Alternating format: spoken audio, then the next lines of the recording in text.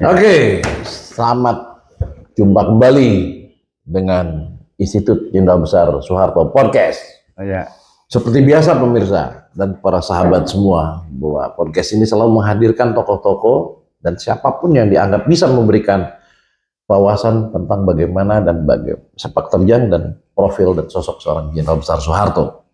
Nah, hari ini kita kehadiran dan memang hadirnya itu saya undang. Dan beliau bisa nolak dan juga bisa enggak. Dan hari ini datangnya mau. Kita lihat. Selamat datang Pak Trinuradi, Pak. SHM, Pak. Oke, terima kasih. Ya.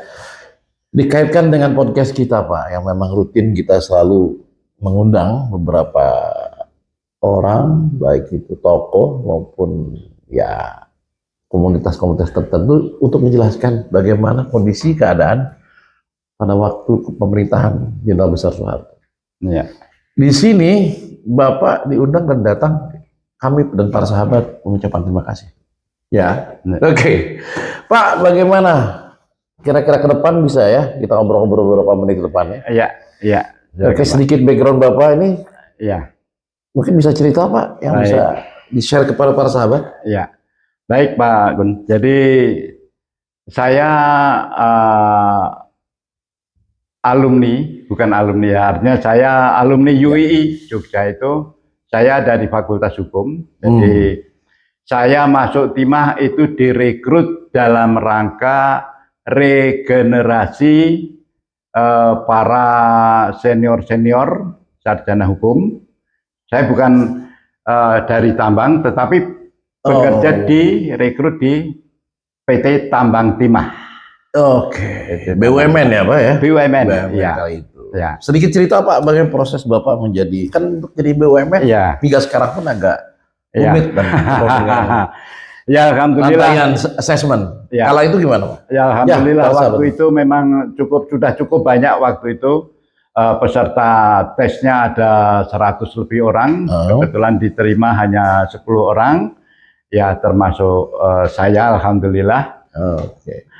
Setelah diterima melalui beberapa kali tes tertulis dan wawancara, dinyatakan diterima, langsung diminta kumpul di Halim. Karena pada itu adalah awal tahun 82. Saya akhir 81 itu baru lulus kuliahnya. Gitu. 82 ya? 82. Saya masih SD, mungkin para sahabat ada yang belum lahir. Lanjut Pak, 82. Menarik ini. Ya.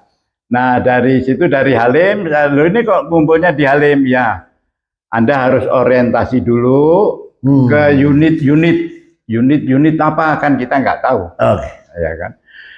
Timah itu ada kantor pusat di Jakarta. Oke. Ada unitnya itu ada di Bangka, Belitung, Singkep, dan Peltim. Peltim itu adalah peleburan timah, adanya di Pulau Bangka, di kota Muntok.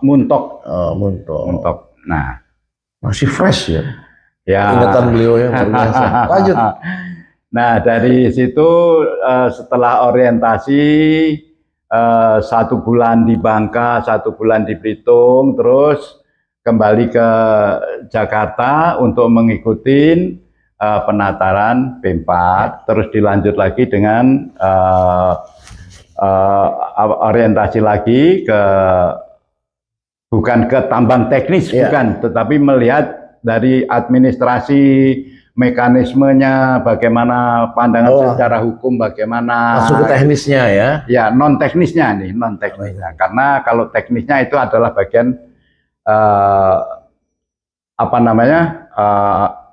sarjana tambang. Bapak termasuk terkategori non teknis. Walaupun memang secara aplikasi ya, Bapak, tapi dari segi secara hukum Bapak ya. Iya, secara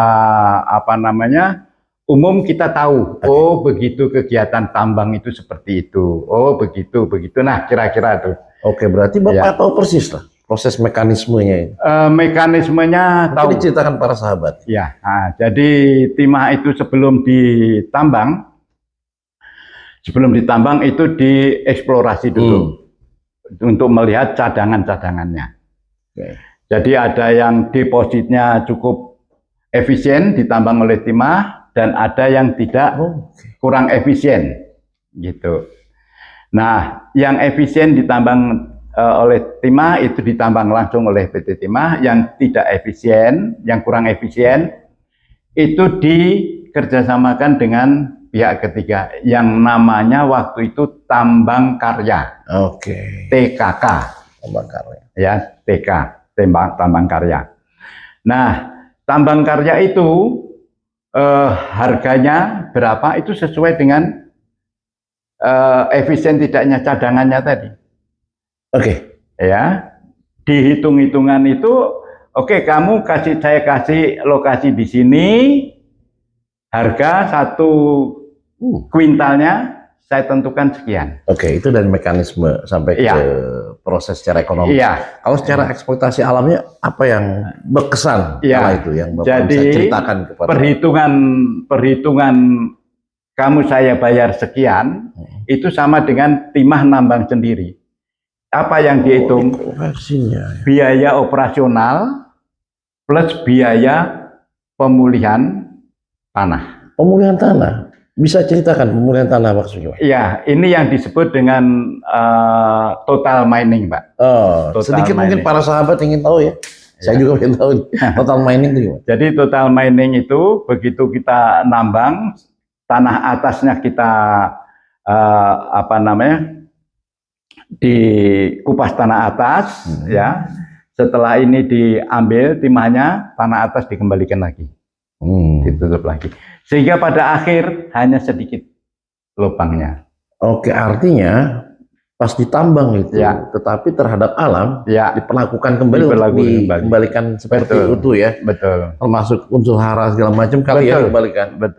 Betul. Dan itu perkembangan saya waktu itu sudah sampai di ada dinas ekosistem. Di unit itu ada, jadi kepala unit, di bawahnya itu adalah kepala dinas, ada kepala dinas penambangan, kepala dinas eksplorasi, kepala dinas, antara lain adalah kepala dinas ekosistem. Nah, dialah yang menata kembali setelah ini kembali. Dia tanamin apa. Dan semua bekerja dengan baik tuh unit-unit tadi itu. Itu. Nah, jadi kebetulan saya itu di Wilasi, Pak. Jadi kalau ini unit Bangka. Izin, Wilasi itu apa? Wilasi itu wilayah produksi. Jadi kalau Wilasi ya, paham ya. Lanjut, Pak. Kalau Bangka itu kantor pusatnya Pangkal Pinang. Namanya kantor unit. Unit itu membawahi Wilasi. Wilasi itu wilayah produksi. Yang tadi itu. Kan? Wilasi itu keberadaannya di kecamatan-kecamatan. Jadi kalau nggak salah di Bangka itu ada 6 kecamatan. Disitulah ada Wilasi. Nah, saya kebetulan di rekrut. Penempatan saya pertama kali itu di Wilasi Blinyu. Di Blinyu. Jadi begitu saya di Blinyu itu saya tahu tambang-tambang, saya tahu fasilitas-fasilitasnya. Saya di Blinyu pertama kali masih bujangan, Pak. Masih bujangan. Sekarang aja tampan apalagi dulu ya. 30 tahun lalu. Belum dapat rumah. Belum dapat rumah. Tinggalnya di mana? Di mes. Mes. Dengan kata lain Pak Tri mau ceritain mes bahwa itu wisma apa ya? Kalau sekarang ini istilahnya apa ya? Pak. Artinya Bapak mau cerita bahwa perlakuan perusahaan terhadap para tenaga kerjanya pun sangat diwongke ya. Iya Pak, jangankan kepada karyawannya Pak, masyarakat sekitar itu. Jadi Pak, kalau kapan-kapan nanti Bapak ke Bangka, Bapak bisa melihat ya jarak antara wilayah-wilayah produksi ini, wilasi-wilasi ini ke Pangkal Pinang itu yang paling dekat itu memang wilasi Pangkal Pinang, ya kan? Tapi yang dari Blinyu ini cukup jauh Pak, atas 80 kilo nih, ya.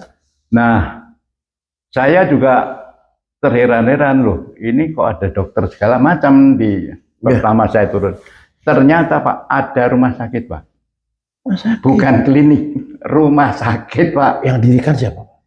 Timah. Oh, luar biasa. Jadi waktu itu Pak, rumah sakit itu Timah, listrik itu Timah, PLN belum masuk Pak. Jadi Timah itu mempunyai pembangkit listrik, itu ada di Blinyu, sama di namanya itu Batu Rusa, itu daerah dekat Pangkal Pinang.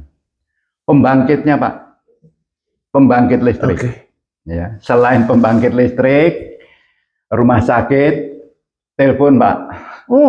Zaman itu telepon mewah para sahabat. Zaman itu.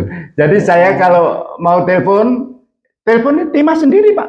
Makanya ada namanya Telkom, Telkom Timah itu ada. Itu. Jadi apa namanya? Ya putar, ya minta. Tolong dong sambungin ke Jakarta nomor ini. Iya, itu sebentar. Itu Jakarta. Orang-orang tertentu saja itu yang bisa mendapat fasilitas. Itu Pak, kalau demikian berarti betapa hebatnya, dahsyat betul tuh. Ya. Kalau dibandingkan minyak itu gimana?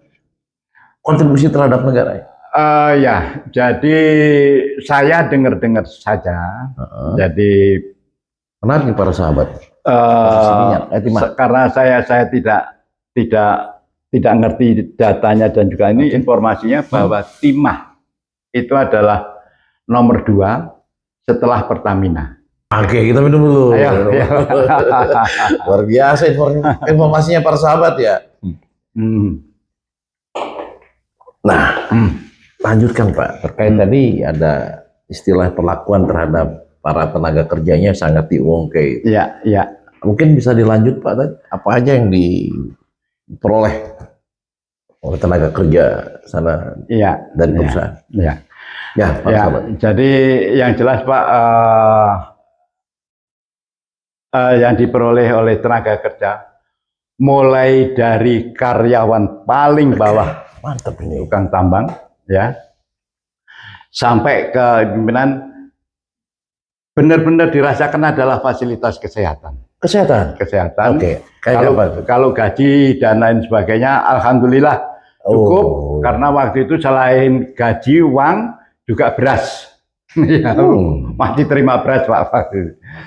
Nah, jadi kayak rumah sakit tadi yang saya ceritakan di Blinyu, itu bukan hanya di Blinyu Pak. Bukan hanya di Blinyu. Bukan hanya di Blinyu. Di setiap wilasi ada rumah sakitnya. Wow. Jadi kalau di Mentok itu Pak ada wilasi dan ada namanya Peltim, smelter itu untuk peleburan timahnya itu, ya. Di Peltim itu juga ada, di Mentok itu berarti ada 2 rumah sakit. Ya. Rumah sakitnya bukan rumah sakit poliklinik, puskesmas, bukan Pak. Rumah sakit benar-benar rumah sakit, ada dokternya. Gitu. Kalau di Pangkal Pinang itu malah banyak spesialisnya. Jadi Pak Tri ini menceritakan bahwa betapa Pancasilainya lah ya. Iya. Jadi alam pun diperlakukan dengan kembali lagi untuk tidak terjadi deflation kalau istilah ekonomi. Tidak ada erosi, tidak ada kerusakan. Dan tenaga kerja juga sampai seperti itu. Nah, terus dampak dari itunya ketika kesehatan juga untuk para tenaga kerja, untuk lingkungan apa? Kalau ini biasanya kan ada ke sana. Jadi untuk masyarakat sekitar. Untuk masyarakat otomatis Pak. Jadi gimana?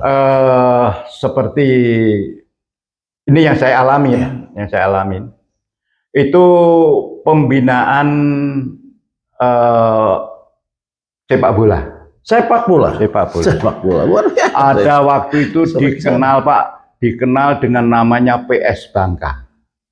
Kebetulan PS Bangka itu seperti Persib, Persibaya, itulah kira-kira. Gitu ya. Itu PS Bangka Pak. PS Bangka. itu dibina, diketuain oleh orang Pemda, ya kan, kebetulan saya sebagai sekretaris umumnya, ya. Oh gitu. Jadi aktif juga ya iya, masyarakat. Iya. Jadi apa namanya?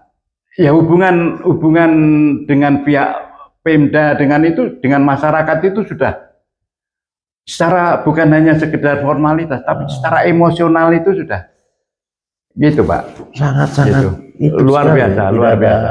Perbedaan raja, kesetaraan, betul. Egalitarian lah gitu. Betul, betul. Karena memang kita tidak main macam-macam lah ya.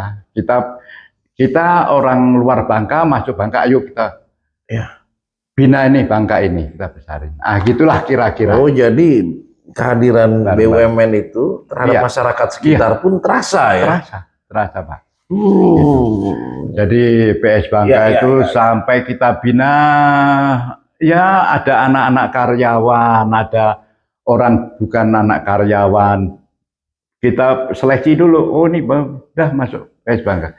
Pelatihnya pun dari orang timah, karyawan. Memang waktu itu kita rekrut karena dia pemain bola. Dan memang PS Bangka itu dulunya udah ada, Pak. Oh. Dulunya sudah ada, terus mati. Itu terkenal sekali pembinanya waktu itu namanya Pak Sutiono. Udah habis, itu udah nggak ada lagi. Begitu kami masuk, ada itu greget, kita bina lagi. Itu dalam bahasa sekarang itu CSR itu, Corporate Social Responsibility kan? Ya kalau dulu nggak ada bahasa. Tidak CSR itu. Mungkin bisa dirincikan lagi. Ya. Yang CSR masa kini yang sudah dilakukan kala itu ya. Ya. Jadi yang jelas fasilitas kesehatan itu juga termasuk untuk masyarakat, ya. Listrik, kalau telepon kayaknya enggak ya. Listrik itu karena nggak ada penerangan kecuali hanya dari dari timah itu, pembangkitnya timah itu aja. Itu yang dirasakan masyarakat dan juga ya otomatis lah pergerakan ekonomi karena ini multiplier effect. Nah itu Pak. Jadi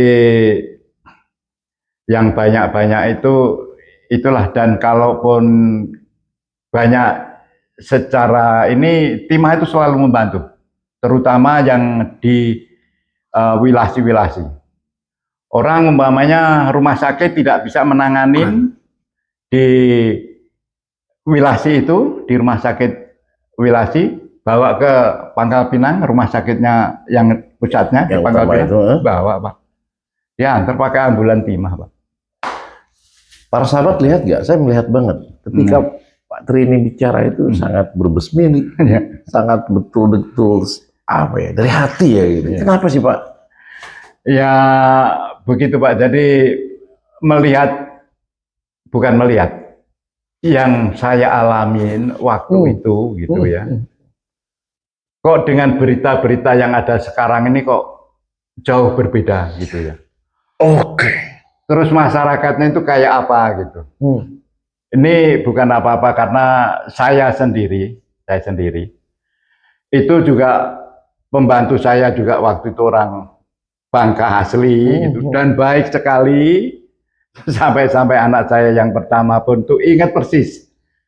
Dan saya pernah juga di Bangka itu punya pembantu itu Chinese Pak.